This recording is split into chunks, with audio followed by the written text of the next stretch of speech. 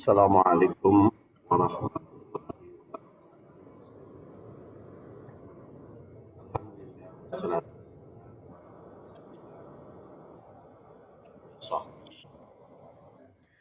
Jamaah rahimakumullah, kita akan melanjutkan kajian ini setelah kita telah tadabbur surat Al-Jumu'ah. Ada beberapa hadis yang berkaitan dengan tentu saja tidak bisa semua diungkap, ini adalah pokoknya saja. Yang pertama, khotib Jumat, mulai dari khotib Jumat, karena dalam Jumat ada khutbah. Mereka itu yang jadi sorotan, khotibnya harus punya kompetensi, punya syarat utama yang harus dipenuhi. An Abi Mas'ud Al-Ansari qala Rasulullah sallallahu alaihi wasallam ya umul qaum aqra'uhum li kitabillah. Imam suatu kaum itu aqra'uhum li kitabillah, yang paling aqra', baca tentu saja dengan menghayati isi dan maknanya. Karena justru di dalam sholat ada bacaan Quran, dan bacaan Qurannya itu dicontohkan oleh Rasul berbagai ayat. Jadi ketika sholat itu ingat kepada apa yang dibaca oleh imam. Jadi ternyata sholat itu bukan hanya ritual secara khusus, tetapi juga pelajaran aqra'uhum. Wa in kanu fil qiraah sawaan, tapi kalau di dalam qiraah bacaan sama-sama, fa'al sunnah, utamakan yang paham tentang sunnah Rasul sallallahu alaihi wasallam.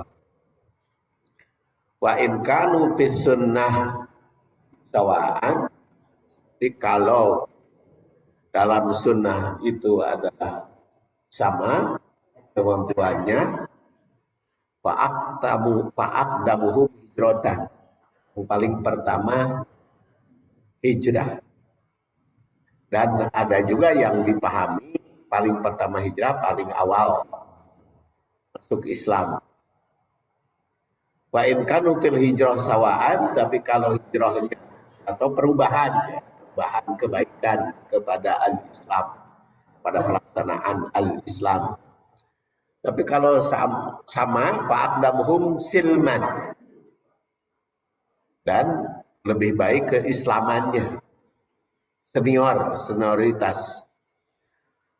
Wala ya ummanna rajulu ar-rajula fi sultanihi, maka dan jangan jadi imam seseorang di suatu tempat,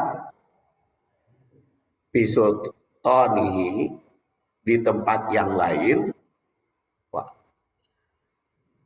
wala yaqudu fi baitihi ala takrimatihi illa bi'idni, dan jangan menduduki tempat duduk pribumi kecuali atas izinnya. Pertama di sini jangan menjadi imam di suatu tempat kalau tanpa izin. Jadi kalau saya di sini jadi imam karena perintah dari DKM, kalau tanpa izin tidak boleh.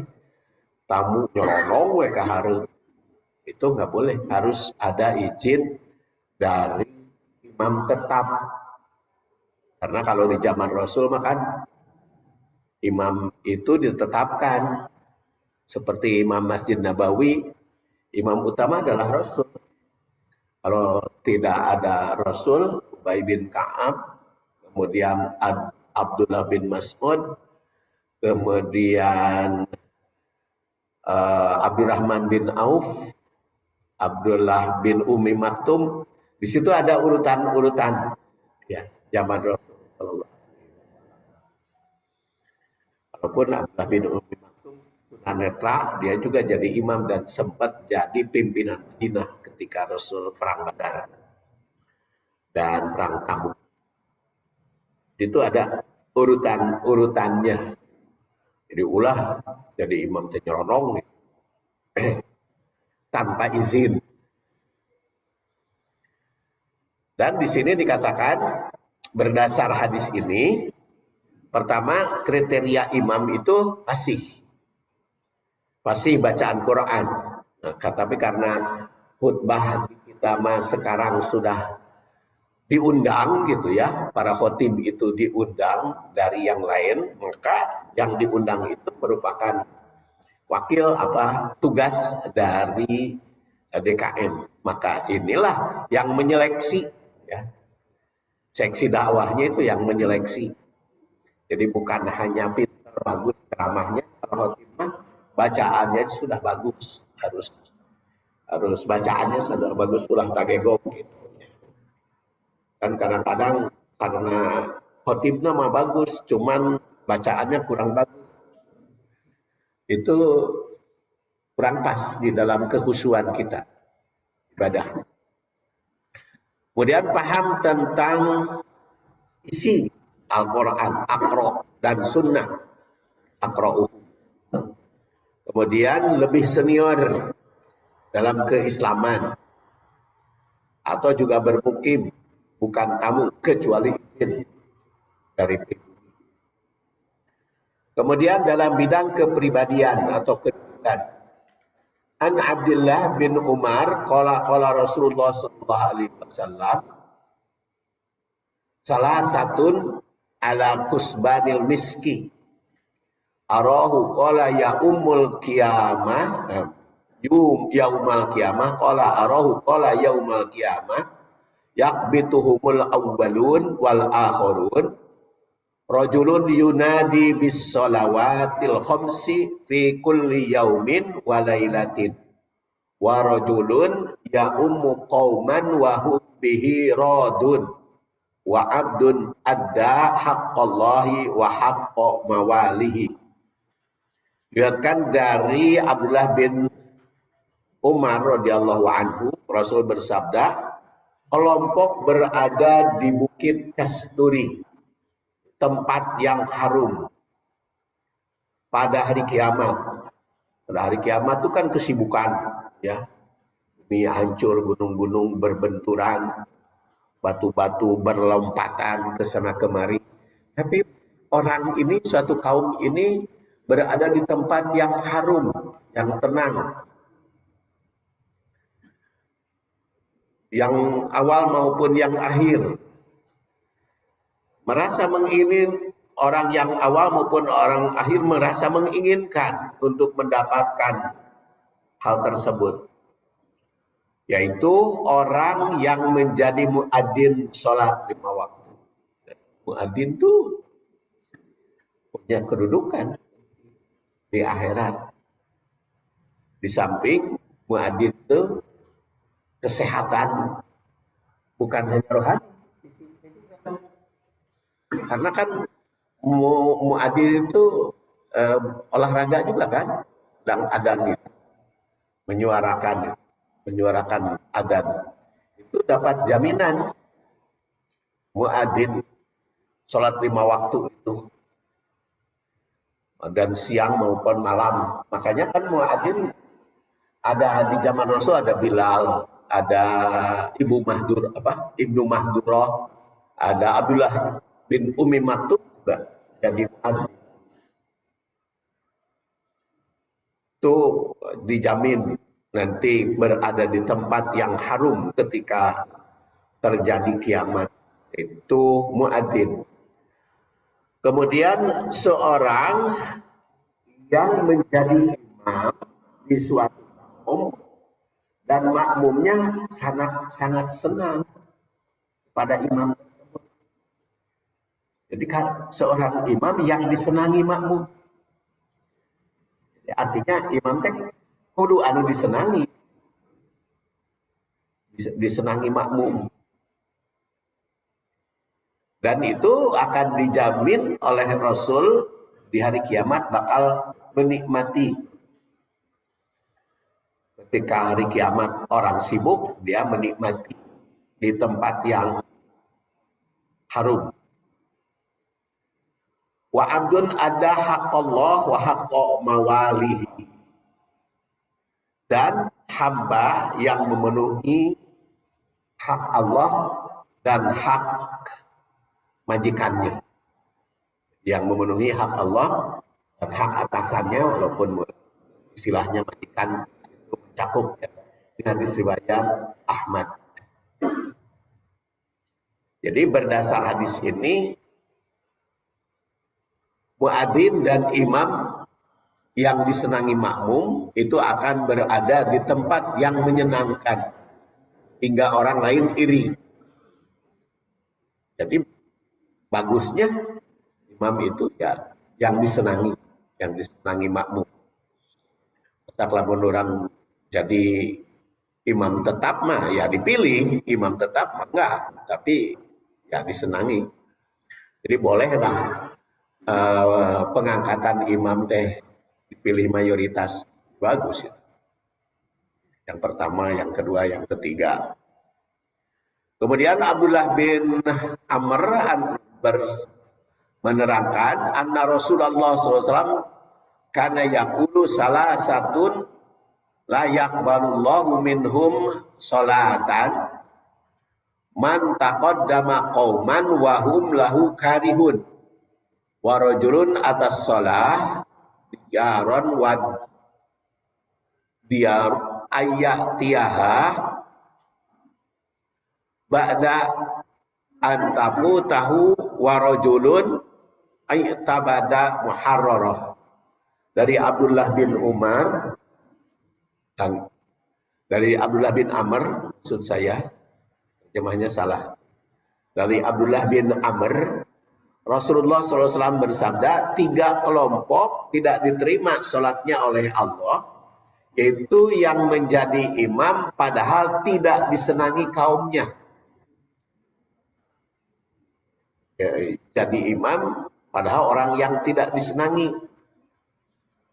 Kemudian orang yang melalaikan sholat hingga habis waktu. Melalaikan sehingga habis waktu. Kan waktu sholat itu ada 3. Ada awal sholat, awal waktu, ada ausatuha, ada akhir. Jadi terbagi 3 waktu sholat itu. Jadi kalau sekarang kan duhur itu 11.36. Asar 15. Berarti kan 3 jam. 3 jam setengah waktu duhur itu. Maka dibagi 3 jam setengah itu. 1 jam pertama itu awal waktu. 11.36 sampai jam setengah 1, jam 1 kurang seperempat itu awal waktu. Tapi pertengahannya ya dibagi 3 begitu.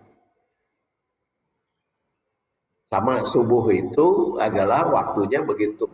Jam 4:01 sampai syuruk. Itu waktu subuh. Setelah syuruk bukan waktu subuh lagi. Dan kita tidak boleh sholat waktu syuruk. Harus ditunggu dulu. Ditunggu dulu setelah syuruk, setelah terbit itu sebentar. Barang 10 menitan, 5 sampai 10 menitan karena sudah naik mataharinya. Baru kita sholat isyraq atau sholat duha.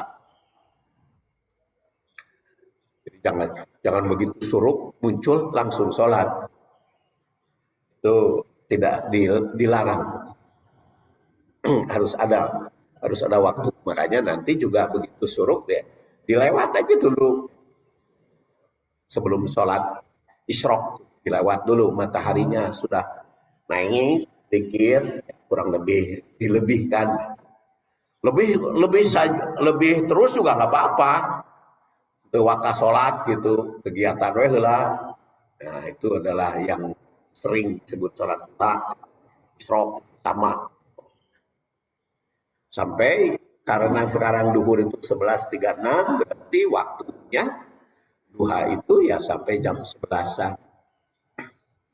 Tapi nanti urusan sholat duha, isyraq, dan awabin akan dibahas secara khusus. Sekarang masih sholat wajib ya, Jumat. Kemudian di sini yang tidak diterima oleh Allah Subhanahu wa taala adalah orang yang memperbudak yang merdeka. Ibadahnya ditolak oleh Allah Subhanahu wa taala. Orang merdeka diperbudak. Jadi berdasar kedua hadis ini, seorang imam dan khotib itu yang baik adalah yang disenangi, yang disorotinya itu. Kemudian cara berkhutbah. Duduk antara dua khutbah, ini sudah biasa, tapi kita harus tahu dasar hukumnya.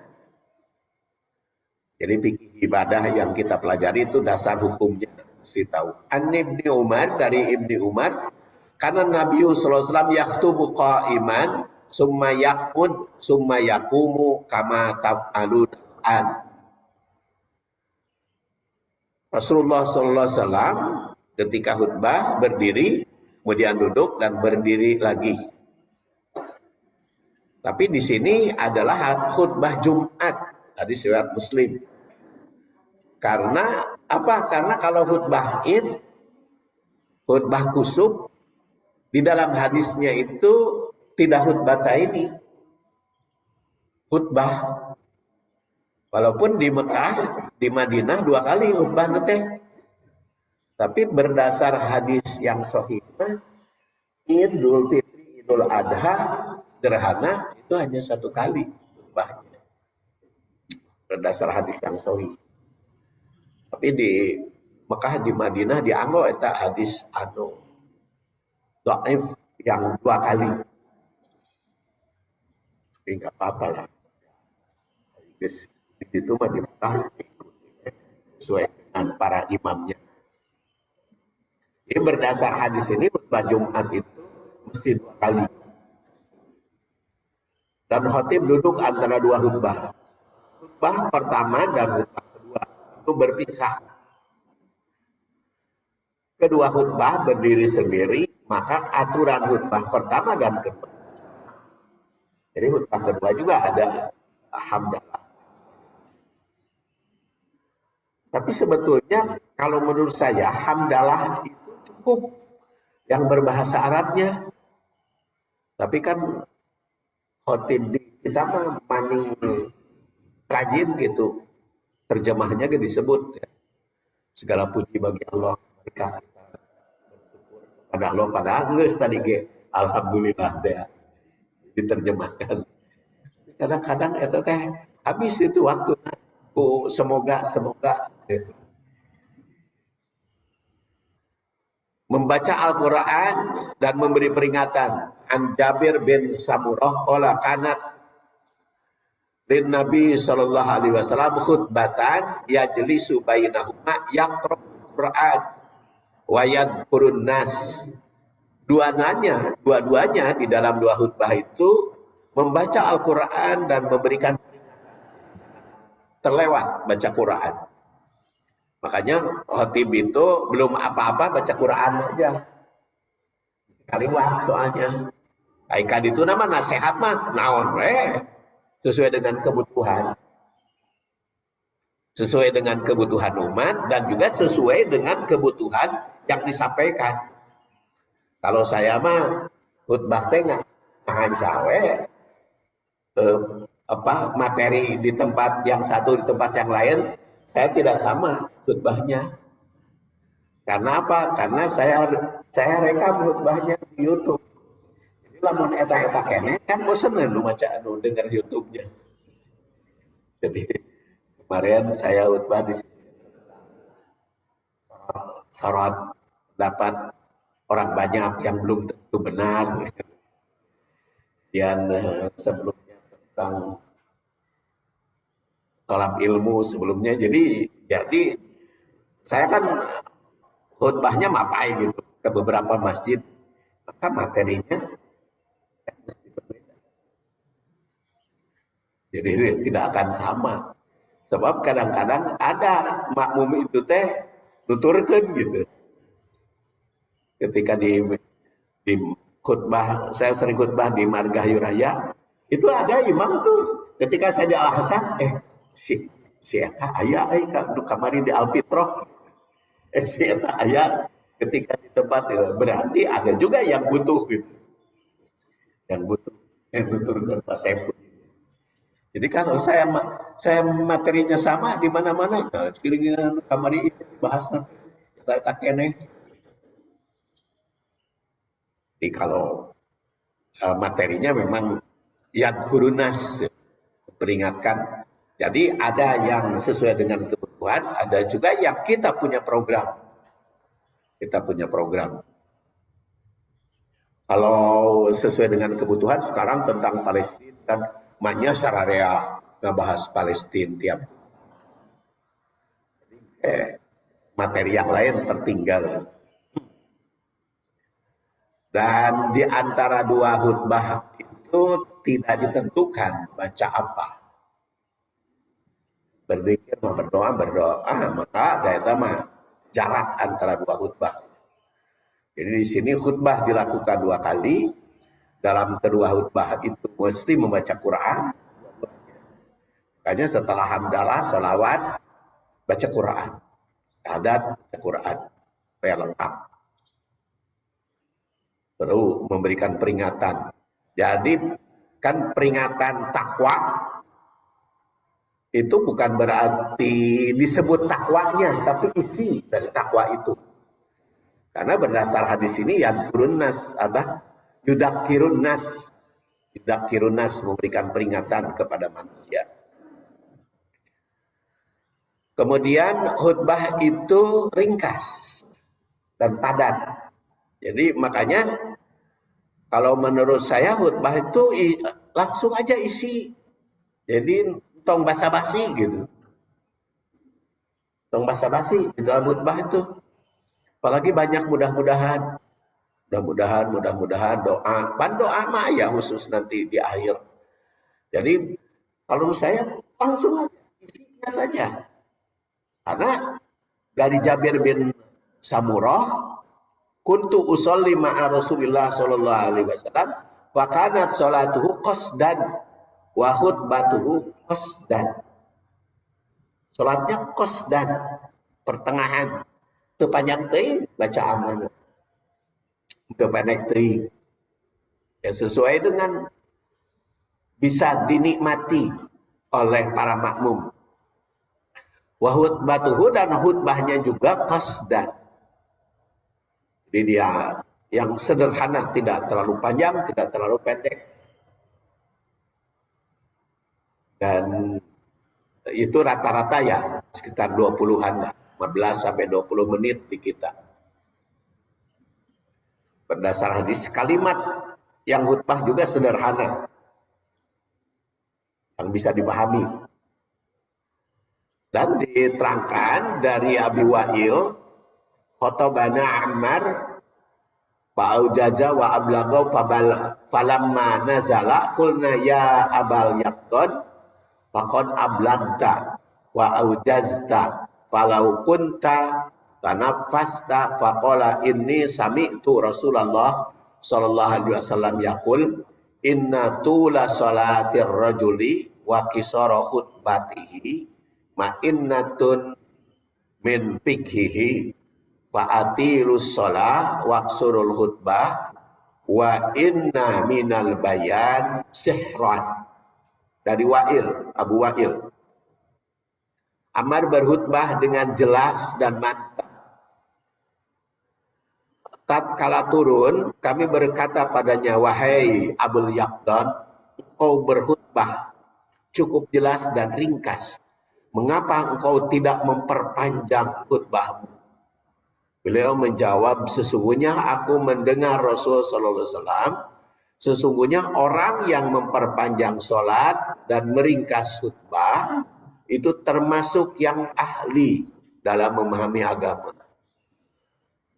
Perpanjanglah sholatmu, ringkaskan khutbahmu. Sesungguhnya ucapan yang jelas menjadi daya tarik tersendiri yang memukau. Jadi antara imam dengan antara makmum antara sholat dengan khutbah tidak terlalu jauh jaraknya. Jadi artinya khutbahnya jangan terlalu panjang, diusahakan memang sholatnya seimbang dengan khutbah. Walaupun tadi dikaitkan dengan lebih ringkas Rasulullah SAW. Tapi karena ini ungkapan juga Abul Yaqdhan diterangkan. Jadi artinya ukuran panjang dan panjangnya tadi disebut, kan isinya harus mantap. Makanya khutbah itu jangan diperpanjang oleh kata-kata basa-basi. Oleh kata-kata basa-basi. Pertama kata-kata basa-basi mah kan berkampanye kan ya. Berkampanye mah bahasanya itu bahasa banyak sih. Jadi berdasar ini menggunakan bahasa yang jelas, ringkas. Jadi tidak bertele-tele.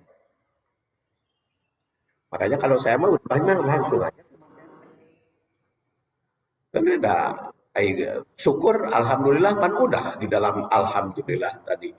Makmumnya geus ngartieun alhamdulillah. Kepada Allah syukur alhamdulillah. Syahadatnya salat kan sudah. Itu isinya langsung kepada isi aja. Dan menggunakan bahasa yang jelas. Isinya padat, mantap. Jadi ketika mendengar khutbah teh punya keberhasilan. Ini kan sayang kalau basa-basi mimitina banyak basa-basi kaberunutan gitu. Si makmumna teh jadi isi nama teh kadangu, ngadangu teh basa-basi nama tadi gitu. Kaberunutan. Hanya mantap saja, ada maklum atuh wayah gitu mah. Nunutan. Ya, oleh karena itu harus memanfaatkan waktu sebaiknya. Penampilannya memukau, sihron. Dan menyampaikan bahan dan materi khutbah yang sangat dikuasai khotib. Tadi juga kan, sehingga dapat pujian dari Abu Wa'il, khotib Abul Yaqdhan. Mantap yang dikuasai. Mereka itu di konsep lah supaya isinya mantap, isinya sampai. Tapi kalau di konsep ada butuh basa-basi. Jadi saya juga kalau ceramah di sini punten we teu basa-basi, pokoknya geus hamdalah langsung ke materi. Da moal tamat materi lagi. So materinya panjang. Kemudian menggunakan bahasa yang jelas.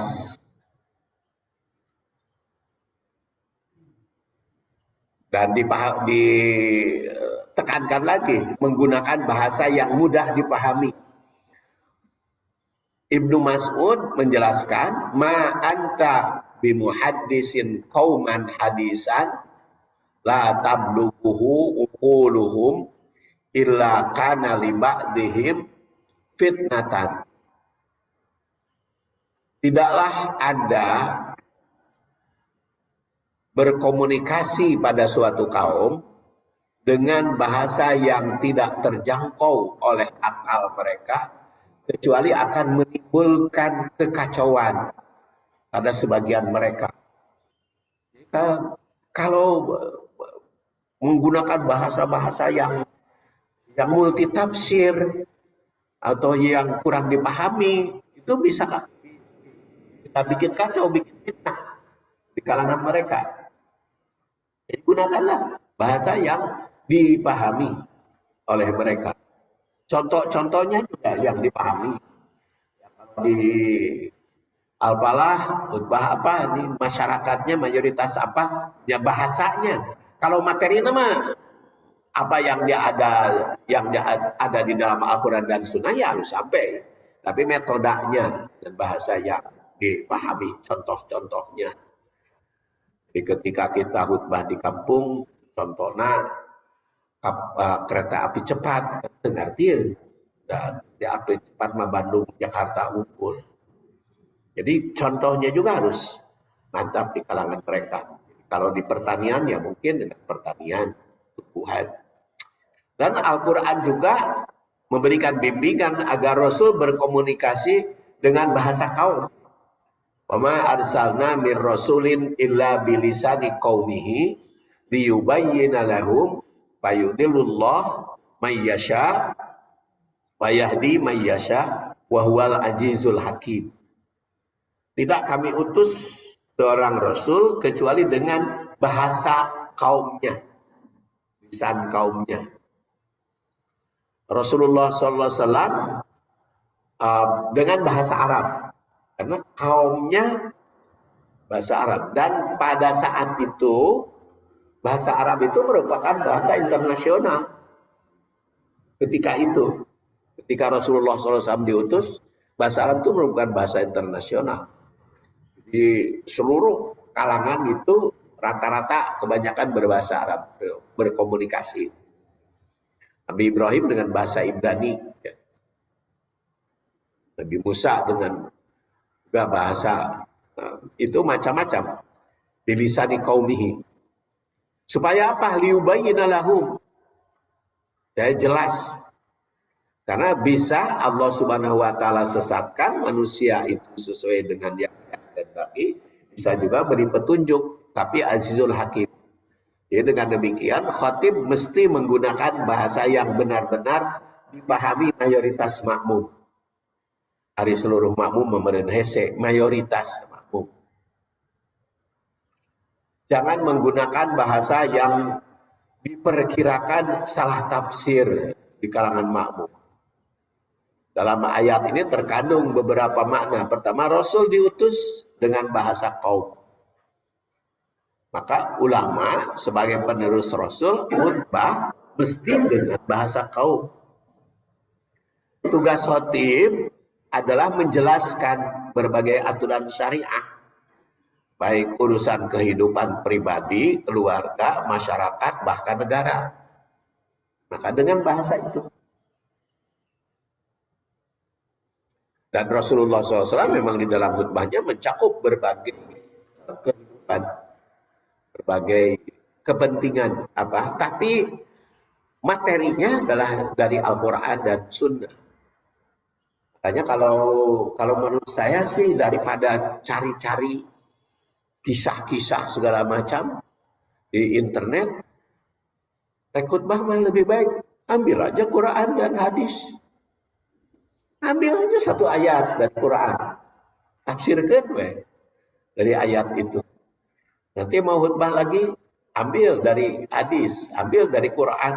Dah khutbah dari Quran yang hadis mau kehabisan atau sampai mati materi itu. Namun kehancam dari surat Al-Fatihah gitu. Mau kehabisan materi. Tentu dari berbagai segi. Khatib mesti berusaha menunjukkan jalan. Jangan sampai sesat karena yudilullah. Kemudian ketujuh, cara khutbah an Jabir bin Abdullah karena Rasulullah SAW idza khotobah ihmarat ainah. Apabila khutbah ihmarat ainah. Matanya merah wa ala sautuh. Suaranya tinggi. Wastada ghadabuh. Ya, kalau menunjukkan yang kemarahan kelihatan gitu. Ekspresi marahnya. Ataka annahu mundirun jais di tentara. Yaqulu sabbahakum wa masakum wa yaqulu buistu ana wa sa'ah kahataini wa yaqirun baina isbaihi sababah wal wusta.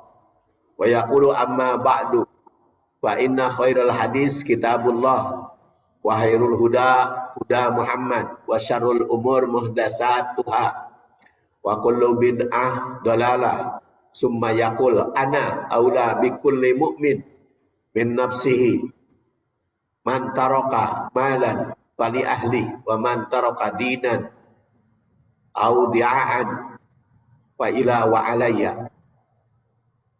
Jadi dari Jabir bin Abdullah, Rasul sallallahu alaihi wasallam bila berkhutbah penuh semangat sehingga terlihat matanya memerah, suaranya lantang seperti sedang marah, bagaikan panglima militer yang mengomando bagi para tentaranya. Kemudian beliau juga bersabda, aku diutus dan hari kiamat seperti ini, sambil memperlihatkan dua jarinya antara telunjuk dan jari tengah. Beliau juga bersabda, sebaik-baik ucapan adalah kitabullah. Kemudian sebaik-baik petunjuk adalah petunjuk Rasul. Seburuk-buruk urusan adalah mengada-ada, perbid'ahan. Setiap bid'ah adalah sesat. Aku lebih berhak atas orang mukmin daripada dirinya.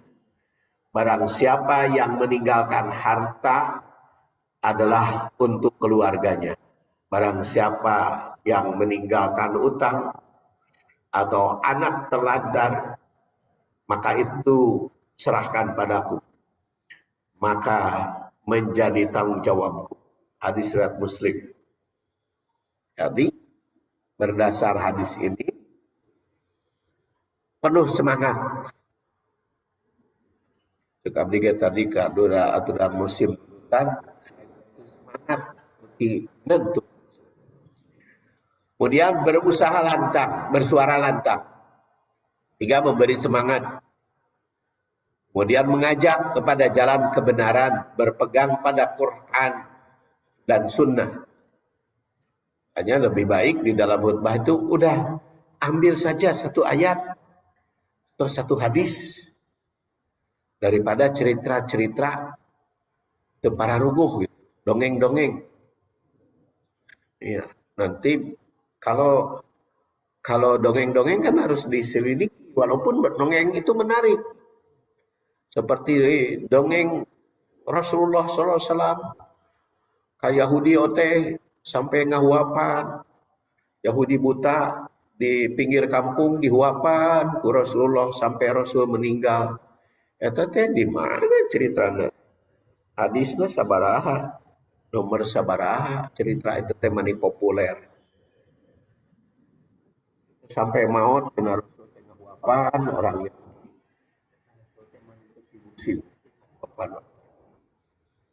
Setelah Rasul wafat dilanjutkan Abu Bakar. Abu Bakar nggak bohong, pura-pura Rasul. Abu Bakar nggak bohong. Jadi itu cerita tapi sering diungkapkan, dikisahkan. Makanya saya mengajak para khotib, ambil Quran aja dan hadis. Kalau nggak Quran, hadis, ambil salah satu. Nah, hancang we gitu. Hadis tinggal ambil pamannya karena bukan ahli di dalam hadis meneliti. Ya udah ambil saja Sahih Bukhari. Sahih Bukhari atau Sahih Muslim dihancam.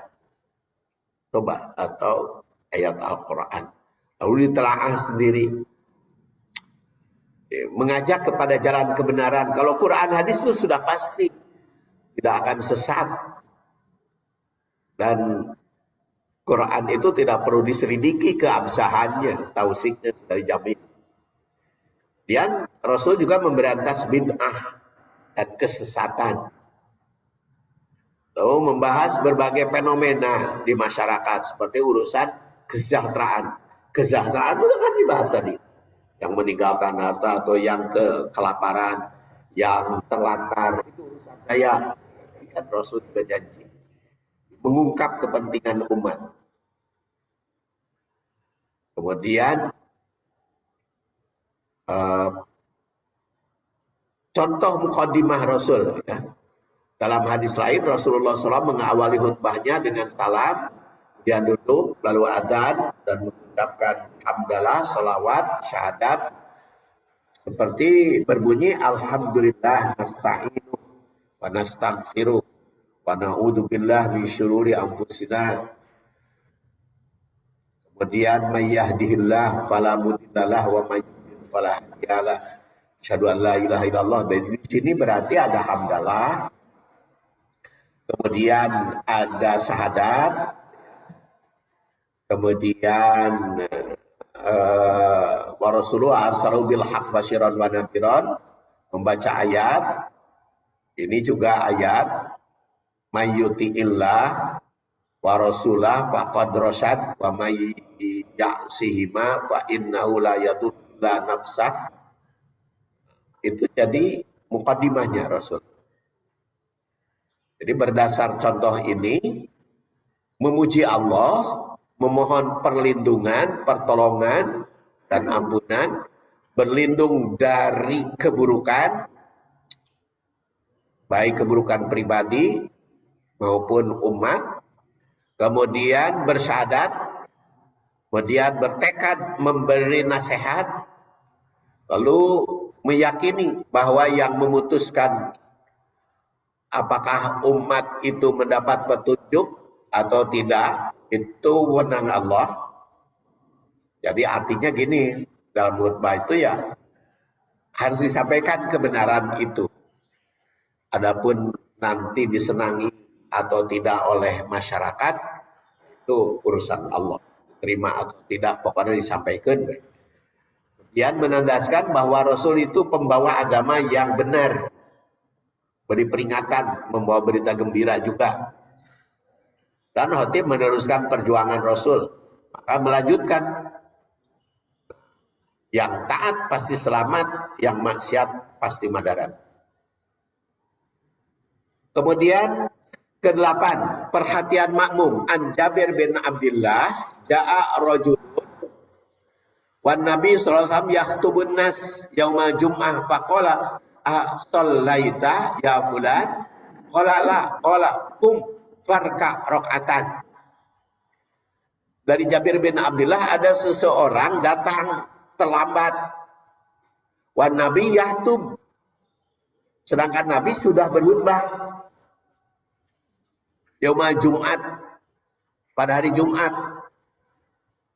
Faqala as-sallaita, jadi nu datang Rasul sudah berkhutbah, langsung gek duduk. Begitu datang gek becaling. Maka Rasul langsung menegur, "Sallaita, kamu sudah sholat belum? Kok langsung duduk?" Maka dia menjawab, "Lah, belum ya Rasulullah." Allah, maka Rasul bersabda, "Kum, berdiri kamu. Farka rakaatan." Salatlah 2 rakaat. Jadi berdasar hadis ini, seorang khotib mempunyai perhatian penuh pada makmum. Jadi kalau ayam budak ngeleng, khotib disuruh, ya, ke budakna bereskeun, itu boleh. Khotib nama nyuruh komunikasi ya pada umat, pada Rasul juga. Kalau ada yang salah, boleh. Cuma tegur namun obatin. Jadi habis waktu. Karena kan ada juga kemarin saya kan kebetulan khutbah di sini, ya.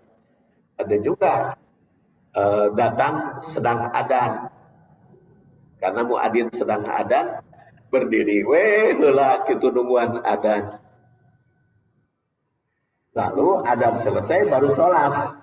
Jadi ketika imam berkhutbah, dia sholat. Padahal kalau untuk nanti dibahas berikutnya ya.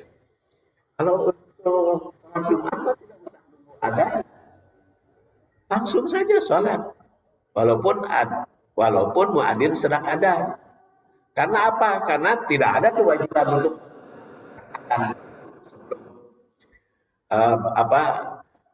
berdiri itu kan tidak ada hadis yang mengatakan kalau datang ke masjid ada yang adzan khutbah Jumat maksudnya, dan Jumat harus berdiri, itu kan tidak ada.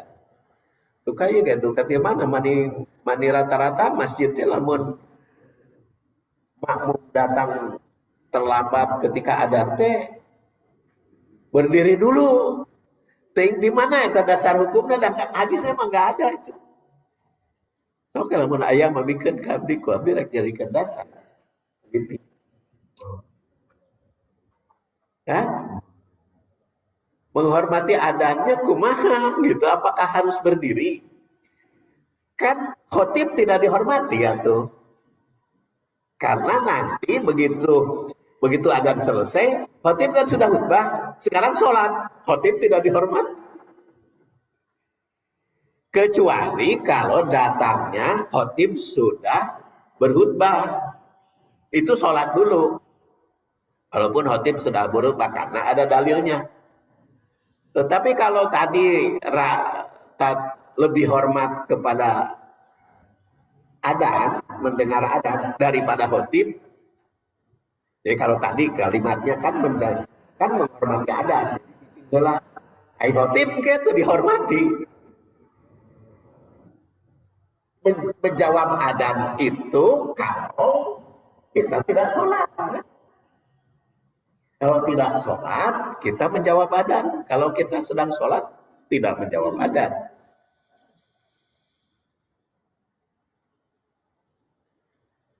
Nah ini makanya kita perbaiki. Karena yang ada dasarnya. Dia berdasar hadis ini, seorang khotib mempunyai perhatian penuh pada makmum. Khotib dibolehkan menegur makmum yang bersalah.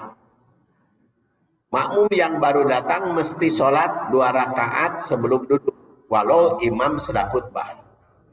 Lalu bolehnya komunikasi antara khotib dan makmum.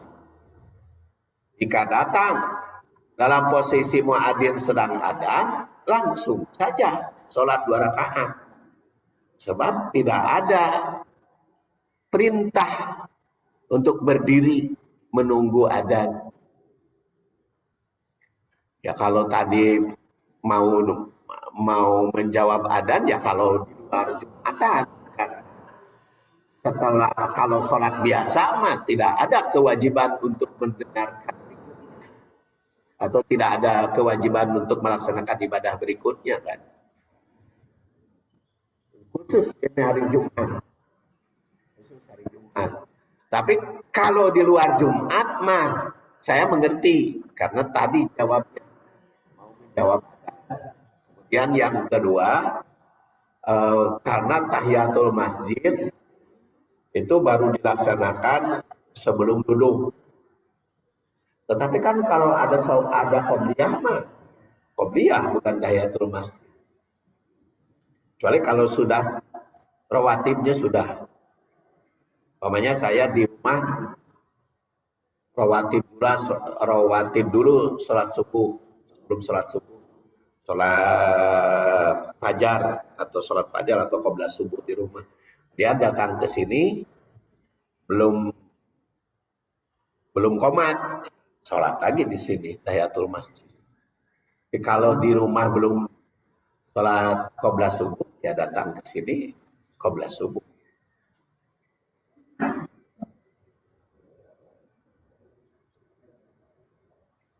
Tidak disebut di dalam hadis ini. Kalau di dalam hadis tidak disebut sholat apa. Sholat saja. Maka timbul perbedaan. Ada yang mengatakan pasti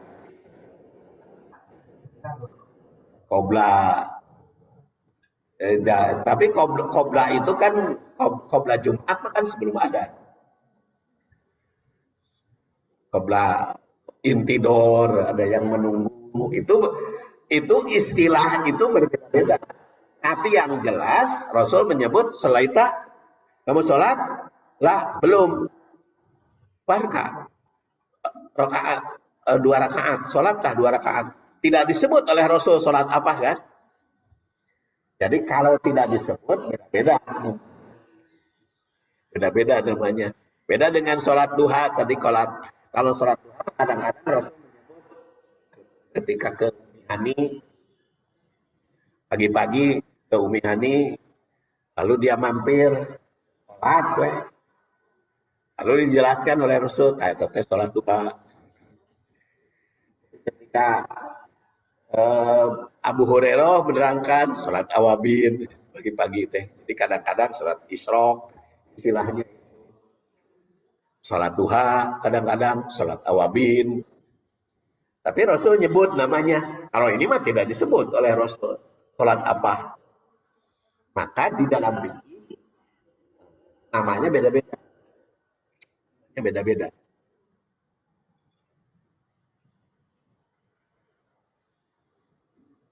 Kemudian berikut hadis berikut 9. Khatib adalah imam. An Abi Hurairah qala idza qulta li sahibika yaumah ansit wal imamu yahtubu faqad lagaud. Diriwayatkan dari Abu Hurairah, Rasul SAW sabda, apabila kamu ngomong diam terhadap orang lain padahal imam sedang berkhutbah, maka sudah lago. Berdasar hadis ini, khutbah itu dilakukan oleh imam. Jadi imam merangkap, kecuali kalau ada masalah, ada sesuatu. Namanya begitu selesai, khotibnya kentut, kacai heula, menya kudu eureun heula makmum.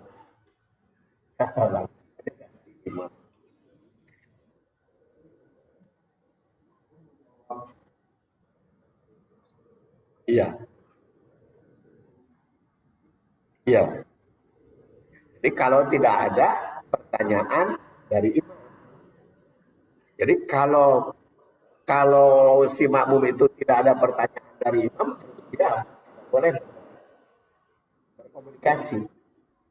Ansit bahkan diam. Di sini nyuruh diam. Makanya mau datang atau salaman dah. Imam sudah khutbah. Gini kan begitu datang, sholat 2 rakaat, sesalaman heula, padahal imam sudah khutbah. Padahal mendengar imam itu harus ansit, harus diam. Nah, itu yang diperdebatkan. Iya, jadi itu yang diperdebatkan di kalangan ulama, kenceleng. Karena komunikasi.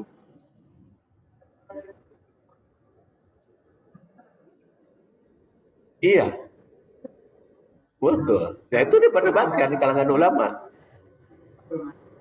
Makanya bagusnya sebelum imam, ya, sebelum imam berkhutbah, kenceleng itu diusahakan sebelum imam berkhutbah. Jangan sedang khutbah. Sebab kalau sedang khutbah kan komunikasi gitu. Tapi yang paling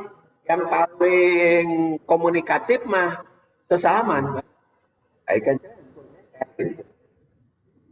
Kenceleng mang anu kurneser. Tapi kalau sesalaman itu sudah komunikasi. Dan itu banyak itu. Banyak. Iya, ngomong, komunikasi. Tapi kalau sesalaman kan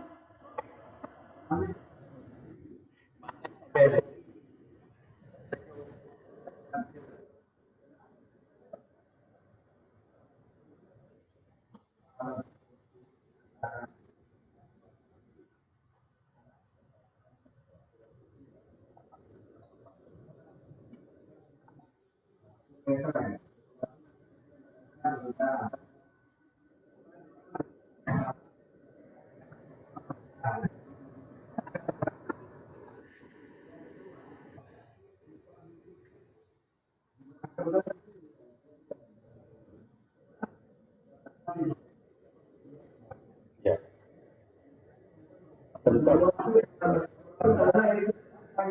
Negara tangga mungkin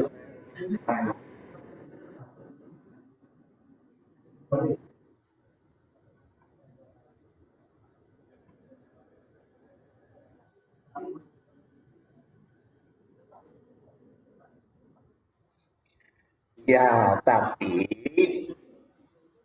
mengkondisikan juga harus berdasar DKM. Jadi jangan sampai berdasar logika dikalahkan gitu ya.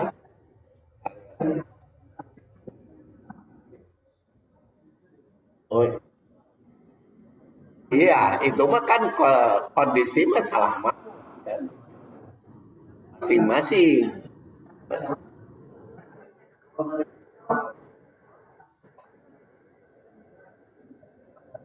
Ya, saya bukan salah yang namanya ada dua kali itu diperdebatkan menurut Imam As-Syafi'i.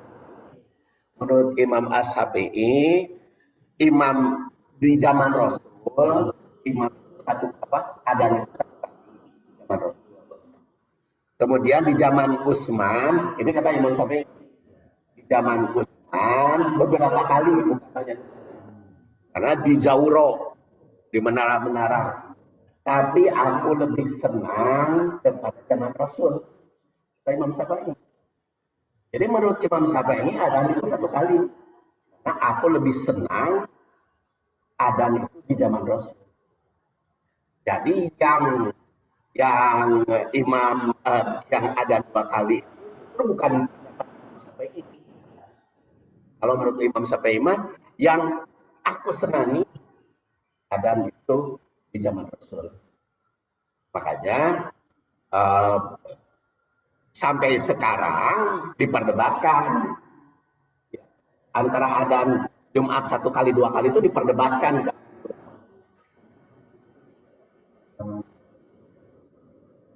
Iya, kata Imam Syafi'i, aku lebih senang zaman Rasul. Jadi zaman Rasul itu lebih baik. Jadi kalau kondisi zaman Utsman karena sebelum waktunya, katanya, sebelum waktu duhur di Zauro kan. Zauro itu tempat-tempat tinggi. Kan kalau sekarang sudah masuk ada dan dua kali sudah masuk ada. Iya, sebelum sebelum waktunya. Zauro itu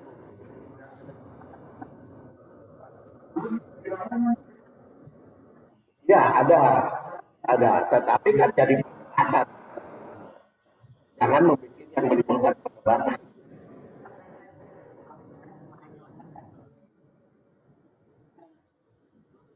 Kan timbul perbedaan. Ngaji Quran teh apa? Tapi kalau adan itu jadi masalah. Kan adan itu jangan menimbulkan masalah. Ya. Jangan menimbulkan banyak pertanyaan. Makanya makanya yang paling aman ikuti asap ada sekali lebih senang yang dilakukan dengan Rasul. Adapun nanti nu terlambat segala macam itu mah urusan masing-masing. Jangan kita mengkondisikan enaknya ada di dua.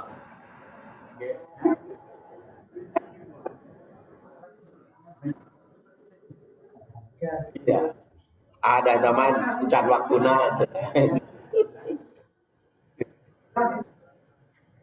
Iya.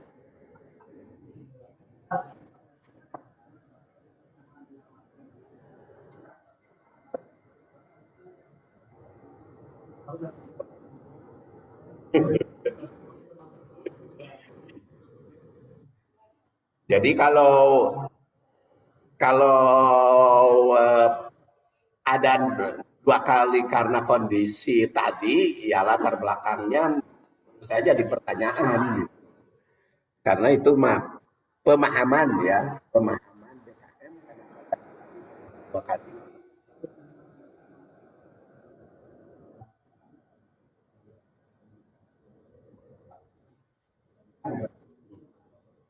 Maksud saya di masjid itu tersebut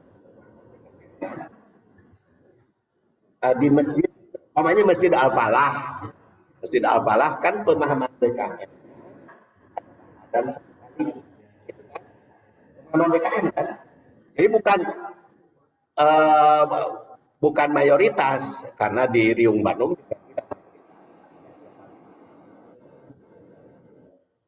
karena kebanyakan di Riung Bandung adanya satu kali. Ya mungkin baik. Iya, Al-Hikmah, saya kan khutbah juga di Al-Hikmah. Ya, sekarang diperbaiki. DKM ya, ada tadi pengalaman DKM.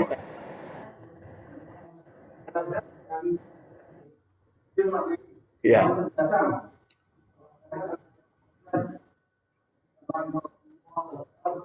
Iya. Usman, bukan Umar, Usman. Umar cuma satu kali. Umar satu kali. Bukan, zaman Usman. Usman aja. Ya. Dan itu sudah dikoreksi oleh As-Syafi'i. Jadi zaman Rasul satu kali, adan itu zaman Utsman bukan dua kali, ada adan sebelumnya gitu. Zaman Utsman teh ya jawuro mungkin ayeuna mah jam 10 gitu tah.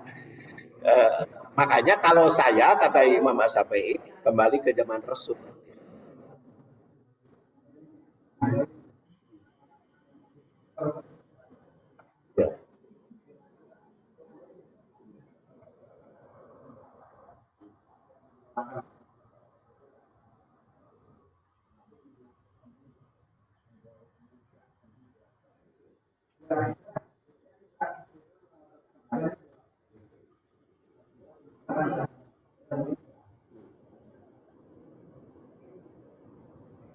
Ya.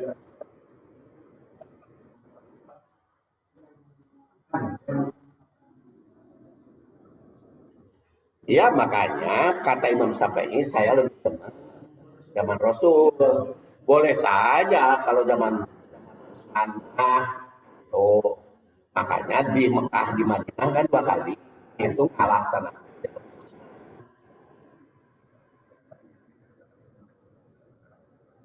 Ya.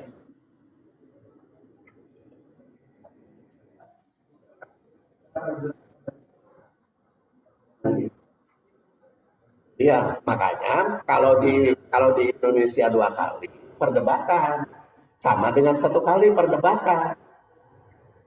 Iya kalau di Indonesia pokoknya di Apalah mau dua kali diperdebatkan, mau satu kali diperdebatkan. Kumaha tuh solusina? Ah Imam Syafi'i ini satu kali, saya diperdebatkan dia.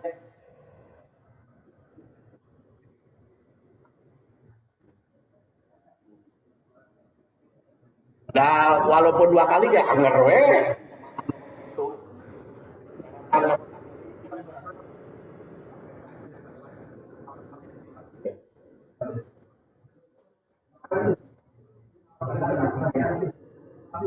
Iya.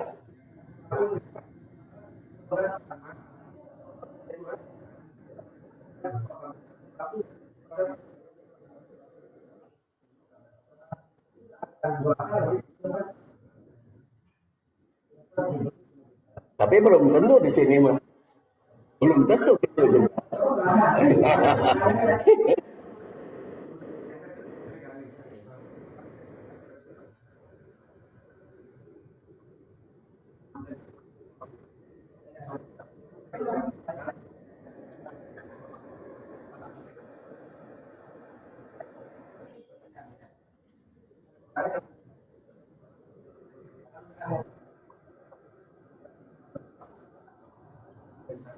Ya, tapi tetap saja perdebatan itu dikondisikan.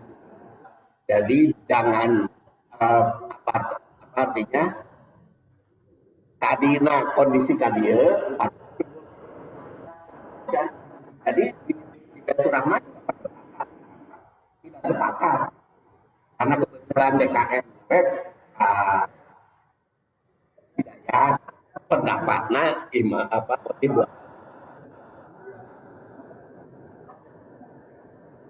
ya, karena di situ uh, keinginannya jadi tidak usah diubah di sini. Menurut saya tidak usah diubah karena itu akan menimbulkan perdebatan sama. Sekarang mah gini aja, kalau yang mau imam apa mau adanya 2 kali ke Baitur Rahmah dan ikut itu, yang mau 1 kali ke sini gitu.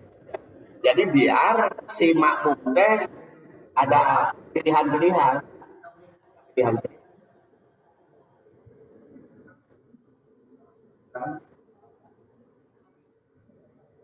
Ya.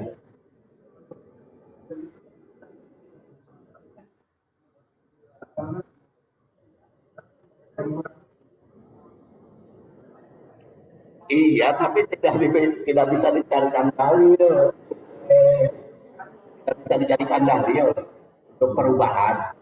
Jadi itu mapan pendapat, pendapat Bapak itu belum tentu pendapat yang lain. Iya, iya. Kita pembinaan aja kepada jamaahnya supaya jamaah itu mengerti. Harus datang sebelum waktunya. Itu yang kita pikir, yang kita ajarkan, yang kita ajarkan.